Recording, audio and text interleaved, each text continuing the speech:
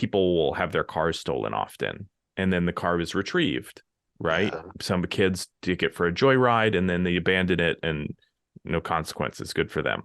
But like you Wow. feel violated, you feel almost like betrayed. And now the car is not the same. Somebody else's ass was in my seat, You're right? tripping me out, Ezra. Welcome to the Ask Ezra Intimacy Coaching Podcast, a peek behind the curtain of some of the most intimate conversations that people have with Ezra as an intimacy coach. Join us for a session already in progress. Hey, everybody, it's Ezra. This episode contains themes of power exchange, role play, and objectification in relationships. It's important to understand that these dynamics are negotiated and are characterized by agency and informed consent. These themes may be triggering for some individuals. If that sounds like you and you're concerned with being triggered, perhaps skip this episode. So you're not currently a sex coach, but you're an aspiring sex coach. Is that right? Yeah, I feel like I've always been that friend that I've always loved talking about sex and relationships, like since middle school even. I think I taught friends Mm-hmm. how to masturbate in middle school. They were like, "What?" And I've The always guy to been, know. yeah. I love the topic. I love talking about it, and it's always been that way with my male friends, my female friends. And it's like the older I get, the more taboo it's been to talk about it. Mm, And then career-wise, I've had a lot of staff and I've mentored a lot of people. And so during COVID, I was thinking about what do I want to do? What do I enjoy talking? Like I knew I wanted to mm-hmm. coach people, and then I was like, well, what do I want to coach about? And I was like, well, personally, I'm on like my own journey around sex and intimacy, and I'm fascinated by relationships. And so I'm not doing it officially, but always done it with my friends, and I'm ready to try Sure. to go legitimate. Yeah. Yeah, that illegitimate sex coach life. That's great. Yeah. And it's so important to be able to practice, to have that like sandbox experience, right? To be able Yeah. to, lean on your friends and your colleagues and build that skill, potentially before you offer it to people. Yeah, absolutely. So you sort of explain why you wanted to be a sex coach or why you want to be a sex coach. When you do it, what is that experience like for you? Like how does it make you feel to like be able to be that for somebody? Yeah, absolutely. I trying to think. I'm trying to tie this together with my corporate life. It's really rewarding to help people accomplish something and to see them set goals and achieve it in their lives. And you can see people change their lives literally. Mm-hmm. Um, and that is so personally rewarding. So coaching does the same thing, right? I love when people work through their problems or their challenges, whatever they're facing, and achieve things that they were dreaming about, things they hoped for. Mm-hmm. Awesome. Yeah, I feel you. I think that there's this like rebound effect almost where like people are compressed by their assumptions of impossibility, right? Like they just don't imagine how things can change. And then when you get together with like a good coach, they show you how different things can be and give you those resources and help point you in the direction of those tools. And then all of a sudden you can relieve that pressure of the impossibility. And then it's just this like spring. And this person is like so much more spacious and so much more joyful. And it's like that's my jam is Yeah. like come to me with your shame and leave it on the floor. And I then we'll see how high you can fly, right? I adore it. So much of my path, I really felt like I haven't fully stepped into myself until my 40s now. And Mm, all the downtime I had during COVID really helped. Um, but it took all that to get rid of my shame, to finally accept who I was and what I wanted out of life. And I mm, wish somebody would have grabbed me, 20 years ago, maybe I wouldn't have understood, but maybe 20 years ago and said, you know what, you can live your life the way you want. Um, this is obtainable. That could have, changed my whole world. And to be able to give that to people, I've in my corporate life too, I've had a number of amazing coaches, executive coaches, trainings, their leadership programs, Yeah, sure. and the tools have been really like personally valuable. Yeah. A lot of communication skills, stuff like that. And so I love sharing those tools with people. Yeah, I hear you. Yeah, mentorship and coaching support has been so tremendously important. Yeah. So you said that you figured out who you are in your 40s or during COVID. So who are you? That's tough to summarize. I'd say, I'm polyamorous. Uh-huh. And that was a long time. I'd say it took me a really long time to accept and realize and then ask for it. Uh-huh.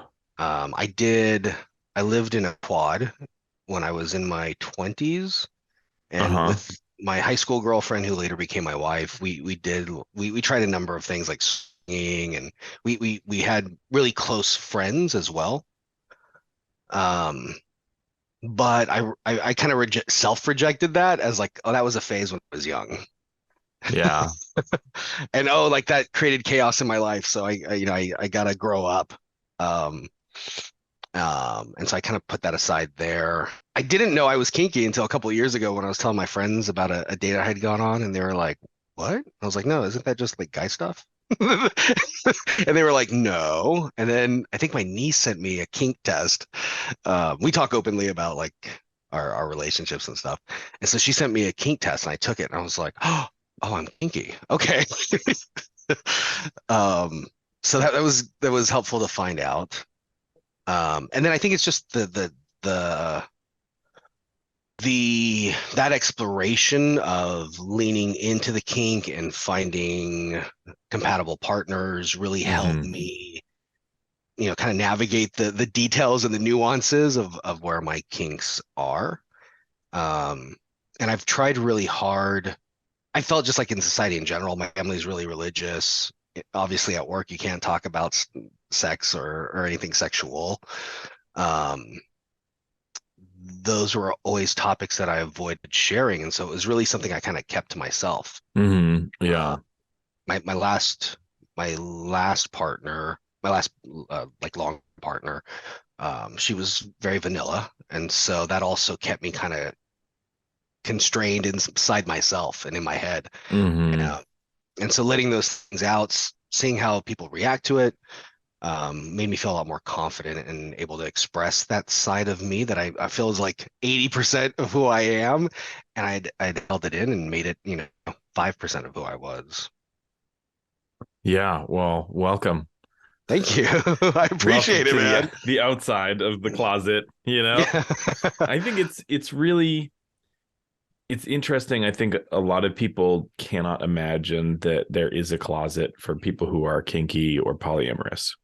And it really is the case that like you can live your life and not accept who you are and say like nobody really wants this, or it's dangerous to go Yeah. with this, or I will never find a partner if I'm really talking about all this things. And then the experience many of us have is that we try to live in the closet and then we go, there's not enough room in here. Yeah. I'm too big for this little space. um Yeah. yeah, I mean, I was in a vanilla marriage Yeah. because I just thought that it wasn't that important, or that if that was part of my partner selection criteria, that I was never going to find somebody who was like a viable partner, right? That's the biggest misunderstanding of my life. I feel emotional just hearing you say that because Yeah. I lived it. How long were you married for? 4 years, 5 years. Mm, Yeah. yeah. I was my vanilla partner was my ex-wife. Mm-hmm. Married there too, and we weren't compatible in that space, and I really Yeah. felt Yeah. uh, um, confined in that space. And all everything you just said, all those like I'll never find anybody that would Yeah. be into this. I Yeah. told myself, and for anybody who's listening to this conversation, I started to lead with that. I put it in my Tinder profile. I put all my stuff out there that I'm poly, I'm Oh kinky, yeah, exactly yeah, how I'm kinky, what I like to do. yeah, And the response was amazing. It's like it resonated with people. And yeah. it was totally the opposite of what I expected. I was trying to go generic and like just, Mass like appeal. Yeah. exactly mass appeal, and it's barely worked. And then I went really niche and it blew up. It was like, Oh, wow, yeah. which was really like personally self-validating, and I think it really helped me on my journey. He's probably the beard. I did add the beard in that time frame, so maybe the Yeah, beard helped. it makes a difference. Yeah. Can I tell you, as somebody who doesn't have it, Oh, yeah, I didn't think about it because I see the mustache and the yeah, goatee. So people think this is like well trimmed. yeah. Nah. There's one asshole over here who doesn't get the memo, and one up here, and then one that's trying to crawl in my mouth, and that's the only three that I do. I think I just wrote on myself with pen, uh but yeah, no, it's just like the Don Juan, like I look like I should be sword fighting, you know? I noticed I grew the beard, and my gay friends started calling me daddy, and I was There like, you oh, go. okay, Yeah, yeah. this this works. This Yeah, is what sending you the right really want to be message. a zaddy. Zaddy's like Yeah, really zaddy. fashionable. Yeah. Zaddy's daddy, but with like really good fashion sense. Yeah, little. Yeah. Yeah. Okay. So yeah, tell me, Curtis, like your partnered, is that right? Yeah, Okay. that's So correct. So I have two partners. okay. Um, I spent most of last year. I had so last year I've listened to your other shows, and I know you've talked about hierarchy and kind of your past Mm-hmm. experience as well too. Yeah. So last year I had a primary partner and I was actively dating. Um, Mm-hmm. and so I had no other romantic interests at that time. But then life got busier, and as I was kind of like, I feel like most people that you partner up with, it's like 3 months. It's kind of like a dating cycle, you know. Mm-hmm. Mm-hmm. Um, as as people started to cycle out, I started spending more of my time with one of the other people that I was dating. Um, and we just had a great connection, and it started to get more romantic as well. So right now I consider myself as having two girlfriends or two partners. Sure. And you mentioned hierarchy. Do you feel like it's still a, primary, secondary situation? No, I think there is. Um, I live with I live and raise our children from different relationships with I guess my nesting partner. Mm-hmm. So I wouldn't say it's not hierarchy in intimacy, and it's not hierarchy in that one relationship's more important than the other. Sure. Um, but Perhaps did you you have a might question? describe it as like it's not prescriptive Hmm. hierarchy, Yeah, it's I like that. descriptive, right? Yeah, Like there's just sort of a default to like you spend more time with one partner because you're parenting together or you're cohabitating, and that sort of creates a dynamic. correct. So yeah, you don't walk into it going like you're number one, everybody else is number two. But at the same time, if you're raising a child with somebody, then that relationship has a certain value that others may not. Yeah, exactly. And I'm just like, I'm so like, if I always hate when people are like, what's your favorite song? I'm like, one song? There's like so many songs. Same thing with food, right? It's like, well, I could eat nachos a lot of days, but I also need my sushi days. And Hmm. it's the same thing. Like I'm uncomfortable with the idea of like ranking the value of a relationship to me. Like even like best friend. I've got so many amazing friends. Like, do I have to call one out as being best? So I'm same thing in my relationships. I'm not. I kind of avoid hierarchy for that reason, or that the concept of hierarchy. But then naturally, there is like we live together, we raise kids. So Sure, sure. And then when there's power exchange involved, sometimes that can create some hierarchical structures too. Yeah. Do you practice power exchange? I do in both of them. Mm-hmm. Um, I just love that role. So, Sure, sure. What's the role for you? um, It is sort of like a daddy dom. Mm-hmm. It's always it's there's like it's always so tough. This is like something I felt since I was a teenager, right? It's like Mm-hmm. I love being a caretaker, um, but I'm also very mischievous, and I like finding people's boundaries and limits. Um, and so it's definitely like a dominant style. There's a little sadism there, but there's also a lot of care to it. Um, Mm-hmm.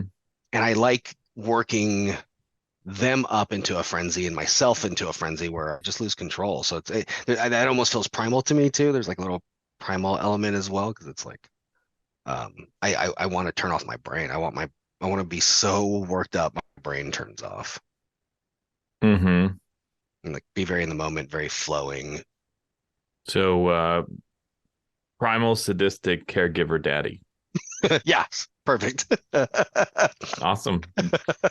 Yeah, definitely. I get the vibe. Fantastic. And how are those two relationships going for you? They're going great. They've been it's been all over the map in the last year. My partner that was my primary partner. Oh, let's go with nesting partner. My nesting partner, currently, when we met, she assumed I was monogamous, and she had been. It's funny because she's kind of polyamorous. She has like some friends since middle school that are kind of occasional play partners, maybe once every couple of years, something like that. Mm-hmm. Mm-hmm. Regardless of her relationship status.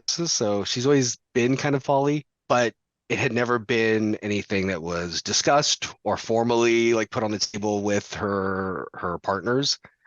Um, and so it's been a that was a journey for her as well to one, the transition from not from assuming I was monogamous for it was about a month there until my therapist was like, maybe you're polyamorous and get to know people that are poly. And I was like, Mm-hmm. what? Me? Really? No way.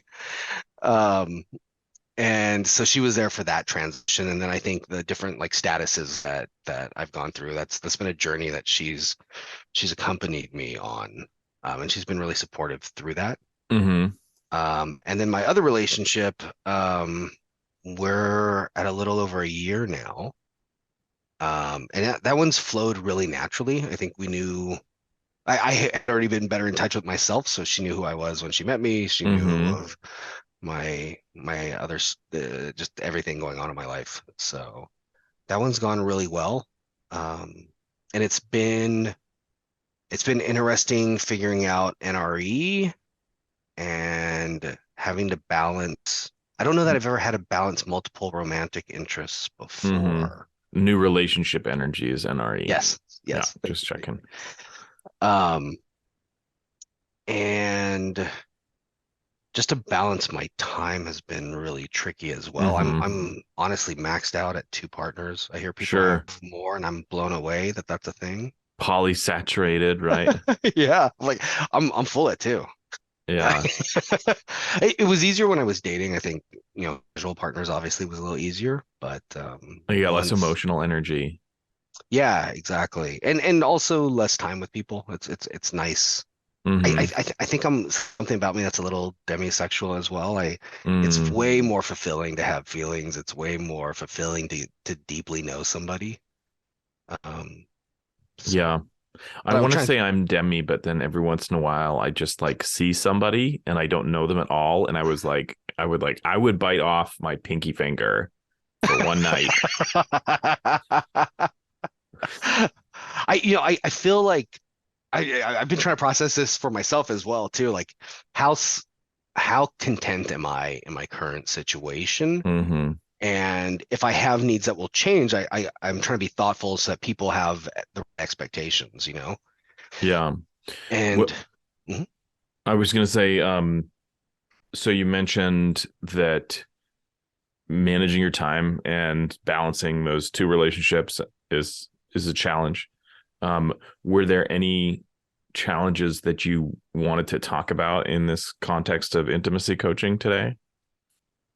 I feel like it's mostly logistical, and it's like balancing it with my work life, my family life. Sure. I'm happy to explore, but I don't know if there's anything there beyond just trying to run a daily life that's Right. worth exploring. Well, so I think another way to ask the question is, when you think about your intimate life, what are the challenges that you can imagine? And does it line up with how you envision it or how you would want it in an ideal situation? Like if I can wave my magic wand, poof, and now Curtis is has these additional resources or this additional ability or these additional achievements, what does that look like? I think the largest challenge I have right now, let me think through. There's a couple of pieces here I'm sorting out in my So yeah, head. take your time. There's two areas. Do you mind if I just put these on the table and Yeah, go ahead. see Yeah, and see if we make sense we of them can work it together? out. Yeah. One ties back to the point you were making about like being polysaturated, and having and then like you think you're demisexual, but sometimes you want to bite off your finger. Um, I do think I need a little novelty occasionally. Um, but I think that's, I'm kind of dissecting it in my own head. It's a different thing. So I do, my nesting partner and I, we have explored swinging a little bit, and we're probably going to continue to explore that. Mm-hmm. Just for like the adventure and the novelty, the occasional adventure and novelty. Um, but I am kind of fascinated by the idea of like there's kind of like what really satisfies me, but then it's like occasionally I need, chocolate cake, right? It's like I need a little razzmatazz. Um, and then the other challenge, this is probably a bigger, sorry. I'm sorry. You keep coming with these food analogies, and I am very visual, and so I every time I go like, what kind of is that? Right? Like you said, sushi and nachos. I was like, okay, I can like picture sushi and I can picture nachos, and now I can picture chocolate cake. So That's amazing. yeah. I haven't had breakfast yet, so I think I think That's that's it. You're what just it talking about food because you want it. is. I'm I didn't about to even have some chocolate cake tonight. Nice. Um, so that there's that piece, and then I think the other thing that I'm personally working through right now. Actually, I guess there's kind of three branches here. I think I know which one's probably the bigger one to get into, but so that's kind of one branch, right? I'm figuring out that Sure. that Yeah. journey. Another one is as I get deeper into what I like in my kinky relationships. Uh-huh. Um, I'm also really fascinated by the idea of like a cuck queen. Uh-huh. And I think what I like about that is it brings together a lot of the things that I enjoy, right? It brings together group sex. It's submissive, but it's also really validating for me to have somebody like bring me partners. Like the idea of somebody finding partners for me is really validating of my own desires. Mm-hmm. Um, so it feels like a really loving act, that idea. Um, but then I think this is where it gets interesting. So actually, let me back up. I've lived in a quad. In that relationship, there was four of us. It was two women, two men, and we were all partners in some degree there. Um, Really comfortable situation. We were all best friends at the time. Um, no jealousy or discomfort. Um, with my casual partners, I have no problems with them dating. But my nesting partner, I have an attachment to her that I'm uncomfortable with her dating. Mm-hmm. And it's dating. I think that's the biggest issue, like solo dating. Um, and we're working on it. It's not something that we're ignoring, but it's something that brings up feelings for me. And what's starting to happen with my other partner, the longer we're together, the new partner, the newish partner, um, the longer we're together, the more Or you want them all to yourself? Yeah, and I wonder like if the power exchange is playing into it because like, there's like this sense of ownership, and the Curtis, deeper we get, I know. nachos Yeah, are for sharing. I know. It sounds crazy to me. Nobody gets a whole plate of nachos. I'm just kidding. You do. You can. I'm I just need kidding. 6 plates of nachos. 6 plates. Damn, Curtis. If you like the Ask Ezra podcast, then let me know. Comment on your favorite episode. Let us know what you enjoyed or what you'd like to see more of. I mean, let's lean into that, right? Yeah. Because I mean, if we're going to talk about scheduling, I'd be like, you know, do you use Google Calendar? Do you share it with your partners? Do your partners share their Google Calendars with you? Is somebody in charge? Like it's all fairly boring stuff. Yeah.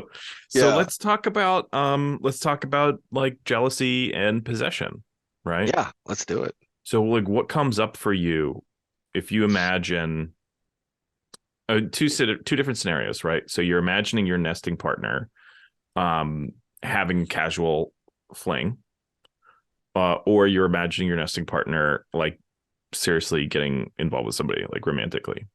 So what comes up as strongest for you? So recently, we were talking through like people people that she was talking to on Tinder. Mm-hmm. And she was giving me like synopsises of their personalities. And that was really helpful for me because I could feel my gut reaction varied on who I felt they were. So it was like the type of person that they were mattered. Um, and so I guess like in my mind, I want somebody who's going to care for her and not treat her. You said the word casual, so it's like the somebody who is really casual with her bothers me way more than somebody who would be caring for her. And so I think it's an extension of my caring feelings for her that I'm like projecting on what I want for her to have in other partners. Okay. So I want to unpack this and I want to like fine tooth comb it, right? Because that is definitely a component of it. But when I hear about jealousy, it's usually not sort of jealousy and control and possession. It's sometimes masquerades as care. Sometimes those feelings are really more about possession. And for example, you could say, well, they have to be good to you, right? And then now you can say, well, how good? And you could say, well, good enough that it's impossible. And now they can't have a partner because nobody's good enough, right? Yeah, like, absolutely. so we just, I mean, I'm not accusing you of that, but we need to inspect it and say, like, what is motivating it, right? So you sort of gave me the narrative of it. But what I really want is what comes up in your body when you think about that person. Let's go right into the hard part. Let's imagine your partner is like dating somebody who you feel like isn't good for them. Yeah. Ooh. What comes up in your body? What do you feel like? Yeah. Yeah. Tightness in my chest and anxiety. Yeah. Anxiety about what? 100%. So I feel very emotional right now, but it's like, so she has had, I'm also trying to be careful about like oversharing her life. Sure. Yeah. But the idea of somebody hurting her,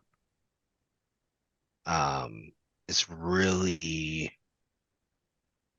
upsetting for me.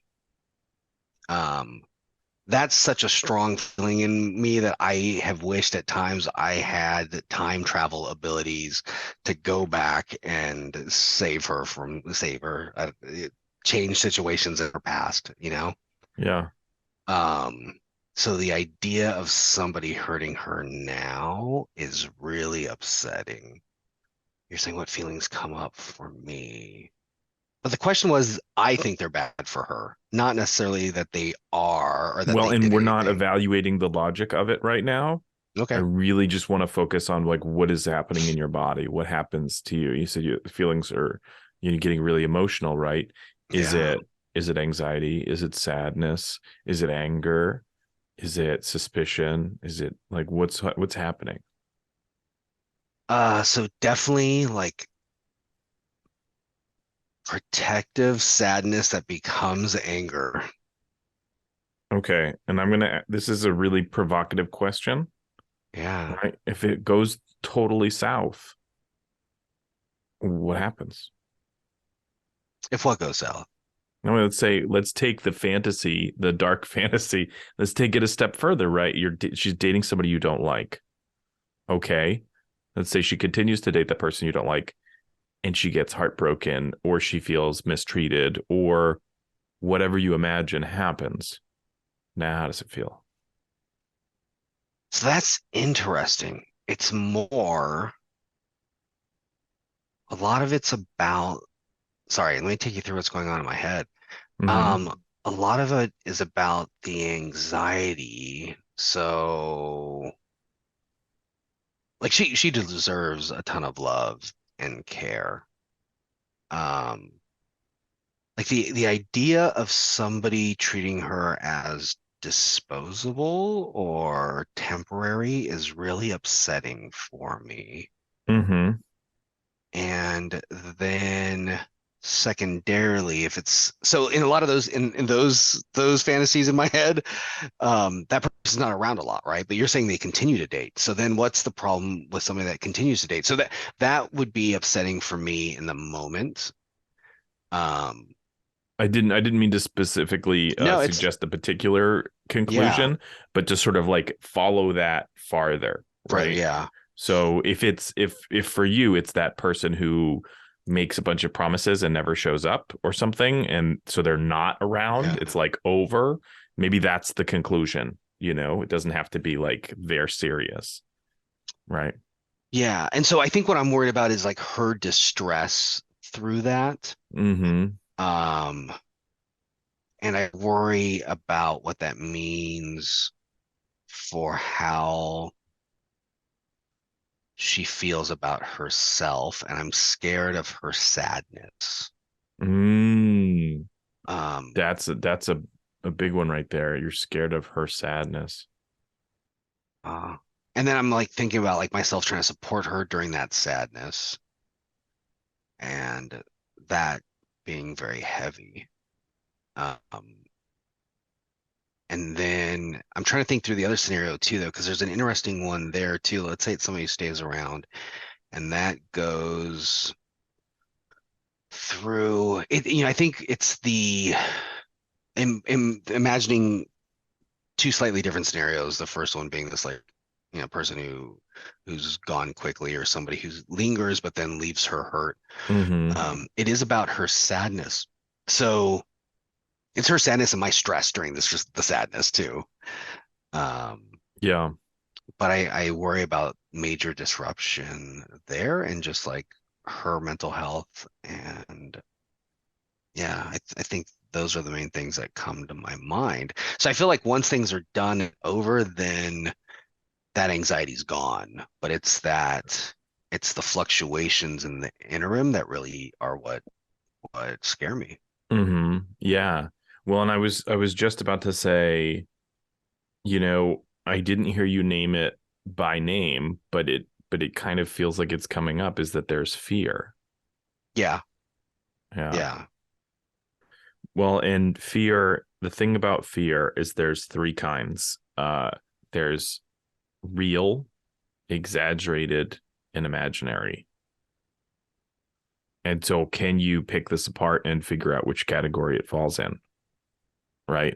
Is it is it that there's no actual danger, but it it feels like it's gonna happen, and it may never happen, or even if it does happen, it doesn't actually produce like any ill effects. Sometimes being sad is part of falling in love, right?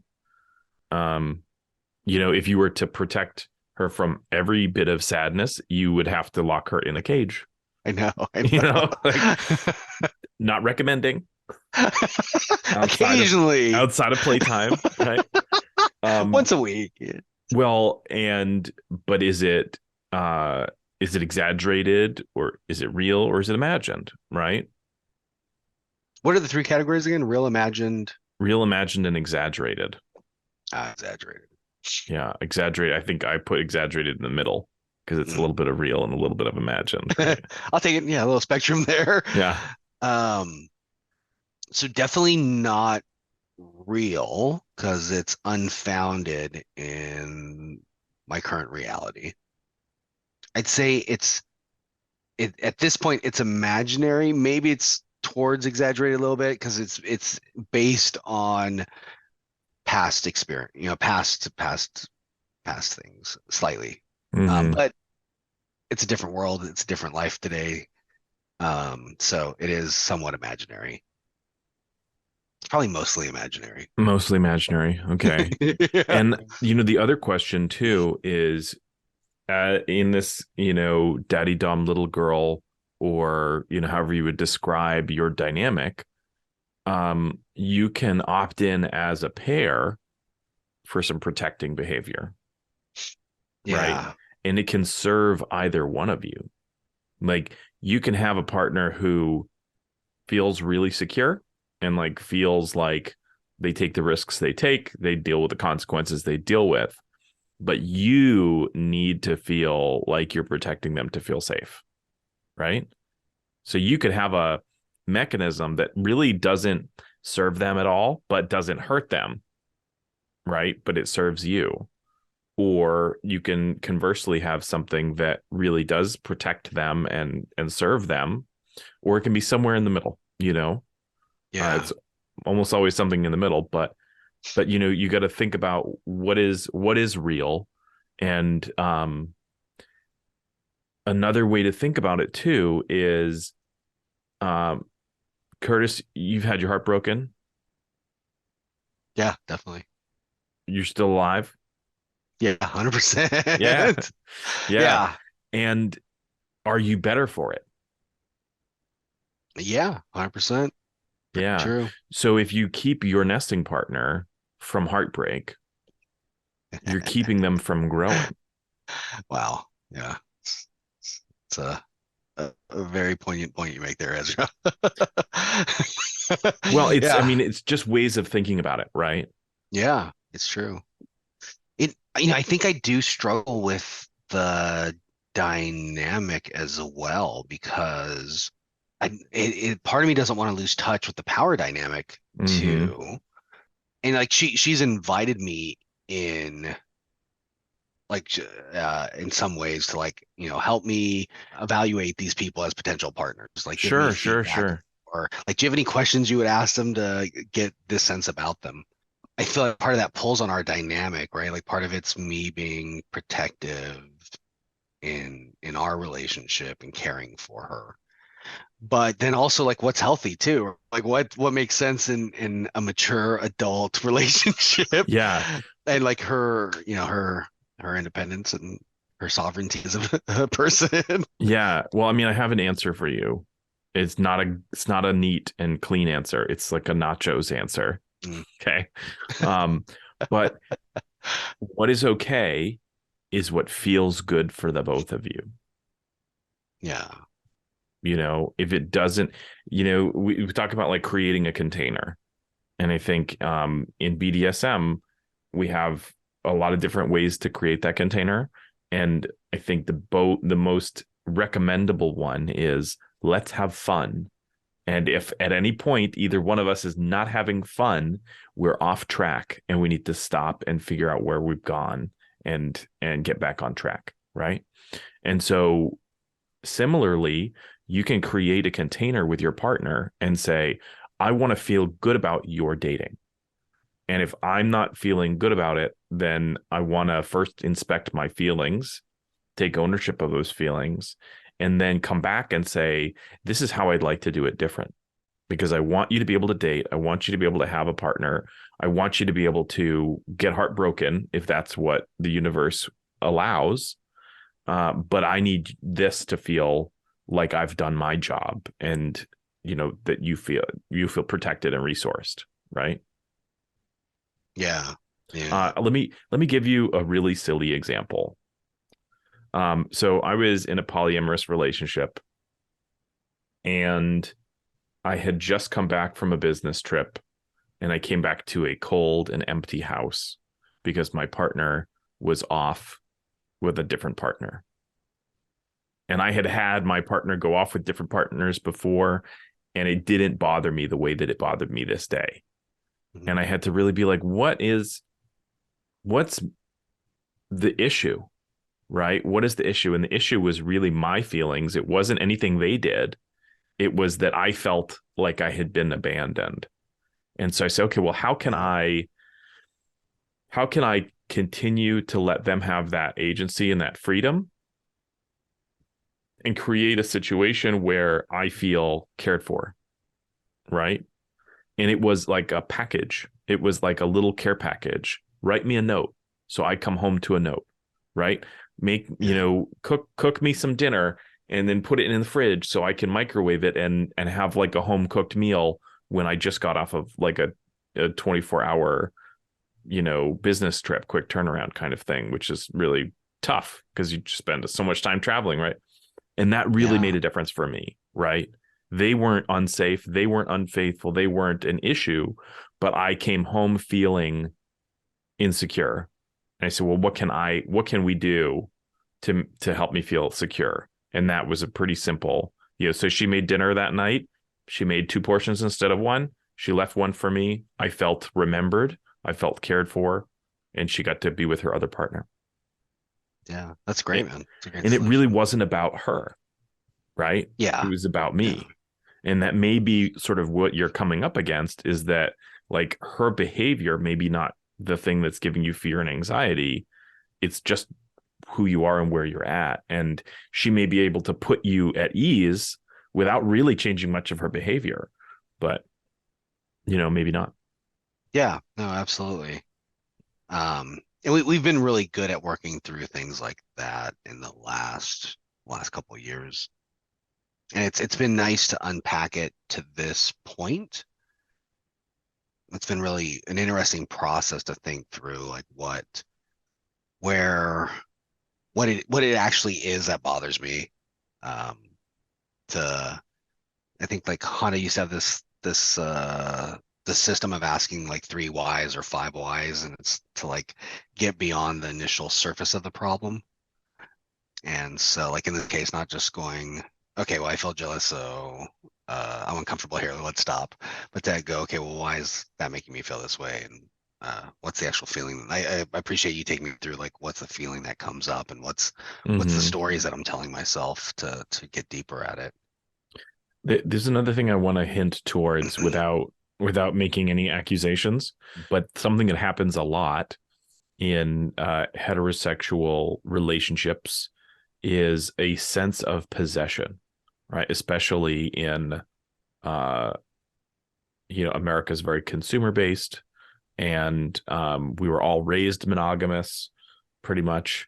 So we got to unpack that. And so there can be sort of this capitalist notion of relationship, and that there is this person that is possessed. And we play a lot with that in BDSM, right? Like we can have like owner property relationships, and the daddy dom little girl kind of like falls into this weird space of like you are their caregiver, and like are the people you are caregiver for yours, right? Like in the way that children don't have as many rights as adults. There's all kinds of sort of psychology that flows in there. And I think it's worth examining and trying to unpack a little bit, and to say like, is this happening? Right. And ask yourself, is is it, and to what degree am I feeling possessive, and am I feeling like their activity with somebody else is leaving me feel like my product is being used by somebody else, right? Mhm. I think a more relatable is like people will have their cars stolen often, and then the car is retrieved, right? Yeah. Some kids take it for a joyride and then they abandon it, and no consequences. Good for them. But like Wow. you feel violated, you feel almost like betrayed, and now the car is not the same.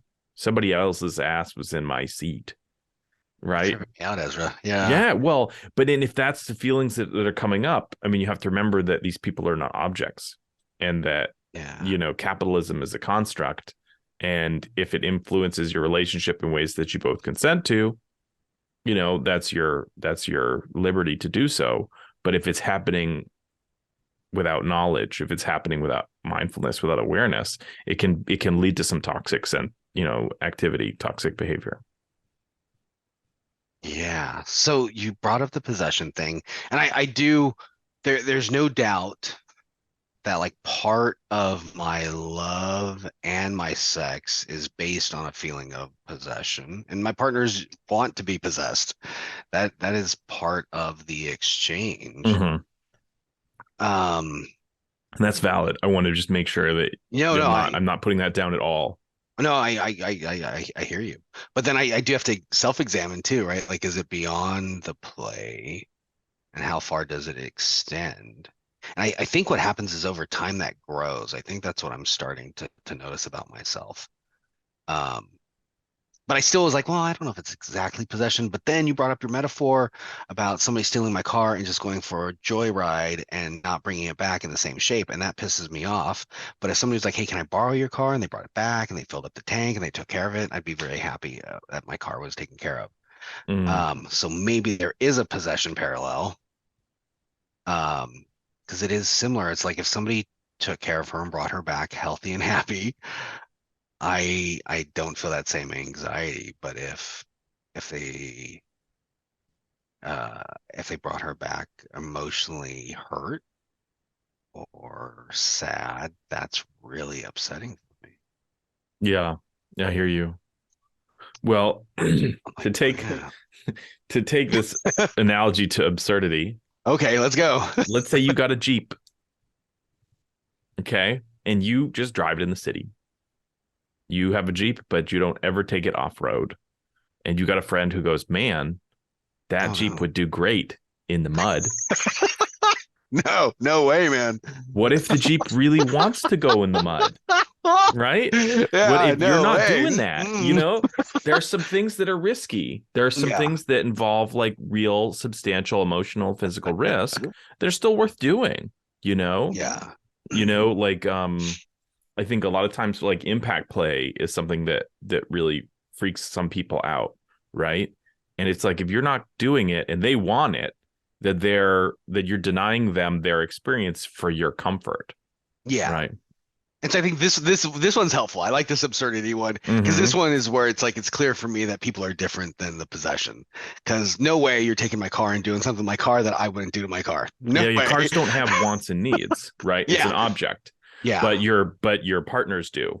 Yeah. Right? And if my partner had something I couldn't do, then I actually would want them to get that fulfilled elsewhere. Even if there's a potential for harm. Oh, hold on. For sadness? That's part of life, man. You gonna keep them from life? See, it's so easy when it's like, oh, they're happy. But if they're sad or harm, physical risk. Oh no. Okay, let me do a different parallel. Like you don't want to go skydiving, but your partner does. Yeah.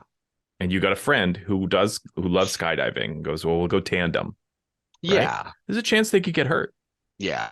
I've been in adults. that situation. They're adults. And that's the thing is, to what degree do you limit your partners from being an adult? Yeah. Right. And that's the thing about it is you can get a partner who says yes and doesn't mean it. Right. Or you can get a partner who says, yeah, sure, I can live with that.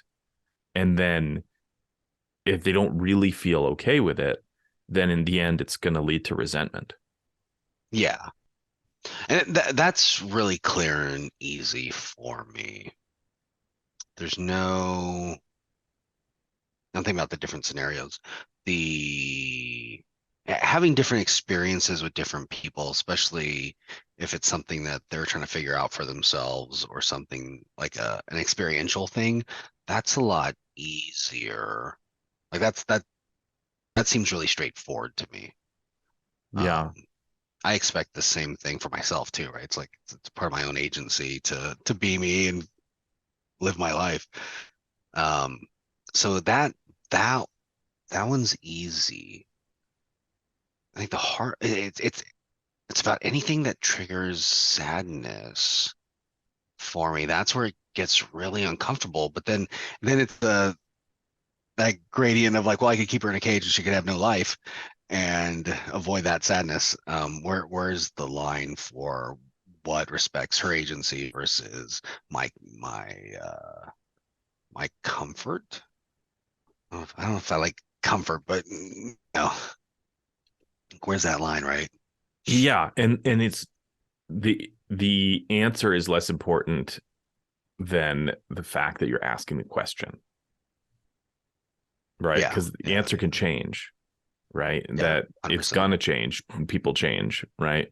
But the fact that you ask the question of where is that line? Who is this for?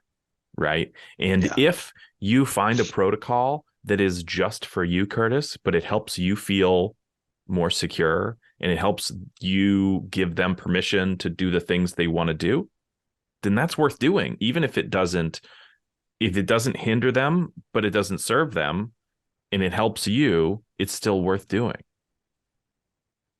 yeah, I appreciate that. And I think it's important to be honest about who it's for, because if you're not, then it gets really confusing really fast. Yeah, that makes a lot of sense too. Yeah, Like, absolutely. I know there's a lot of daddy doms that will have their partner not be able to have the final say in negotiation. Oh, Right.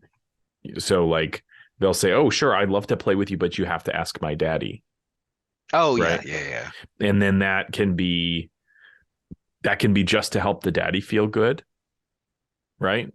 And the person could say, hey, everybody that I send to you is a yes. If I don't send them to you, it's no. Uh, Conversely, you could have somebody who like really has a hard time rejecting people and can say, hey, I'm going to send everybody to you that I don't want to play with. You can say no for me. And then I'll just Yeah, tell people that I want to play with that I want to play with them. Or I'll bring them to you with me and I'll say, hey, I do actually want to play with this guy. Right. So that's entirely for them. That's not to make you feel comfortable. That's so that they can feel more comfortable. Right. And there's a million opportunities in the middle. Right. yeah, So just find something that makes you feel good. And if you don't feel good, then come to your partner and say, hey, I'm not feeling great about this. And I'm not attacking your behavior, but I want to maybe we can unpack it together and find out what's going on and how can I participate in a way that helps you feel like you can do all the things you want to do and I can feel secure. yeah, absolutely. Yeah, there's like she had asked for my help in vetting people. Um, and so that definitely could be an option for us. But I don't want to be in the middle of it, so it's like, Yeah, and you get to choose that boundary, right? yeah, You can say, look, I'm not the guy. Like I appreciate that you want help, but you got to ask your girlfriends or ask yeah, your other guy friends or something, you know. You get to say, this doesn't make me feel good, right? I have a partner who we're not exclusive, and I don't want to hear about the rest of their experiences, right? And yeah, if they come to me and they're like, hey, like, can I tell you what happened with Derek? I'm like, no, I don't care.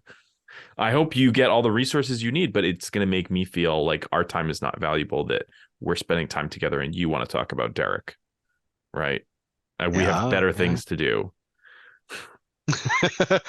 It's fascinating to me, like how much that can vary too from like partner to partner. And for me, at least, it's really dependent on the individual relationship. What That's what I'm learning as I go through my journey is like it's highly dependent on my dynamic with that individual, how much I want to be aware of their other dynamics and involved and what communication Yeah. I need, what I don't. Like it varies drastically. I think what's really important is just to pick apart why, like, what's the motive? What do you, if you want to be involved, do you want to be involved to protect them, or do you want to be involved to protect you, or is it a balance?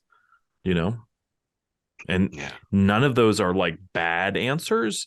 It's just that if we don't know the answer and we're operating in the world, it's kind of dangerous, right? Because we don't know what's happening. We're not mindful. Yeah, 100%. 100%. And there's like two halves to that whole, right? There's attunement, which is like connecting with your body and being aware of those feelings. And then there's compassion, which is like making space for those feelings and really giving yourself permission to have those feelings and being kind to yourself about how, like, we don't need to shame ourselves for having shame, right? You just have more Yeah. shame. Yeah, I'm all about those happy feelings. I love having happy feelings, but bad feelings, shame. Yeah. Yeah, this was a big topic for me. This is something I feel shame for. Yeah. Not being able to be easy and breezy about it. Um, Well, and can I give you permission to feel shame today? Thank you. Oh, you're gonna make me feel emotional. But yeah, yeah, I appreciate it. Yeah, Yeah. Because that's where yeah. you're at right now, and compassion is about letting yourself be where you are right now. And Thank you. it's perfect. Like right now, as you exist is exactly perfect. It's exactly what is needed to move forward. I appreciate that, Ezra. Thank you. I mean that genuinely. I I have this image of myself that these things are easy for me. They have been in the past, and so suddenly when they're not, it's it's strange. It's like I'm breaking my own image of myself. And so You I'm got to trying to do hone that. Yeah, break it. Break every image of yourself you create. in. Like what is this? What am I feeling? Thanks for watching the Ask Ezra Intimacy Coaching Podcast. Support our show at patreon.com/AskEzra. Join us at the personal growth tier and receive a special thank you on the next podcast episode. A very special thank you to both Sarah Nash and Deb Matson for being Patreon supporters at the personal growth tier and helping make the Ask Ezra Intimacy Coaching Podcast possible.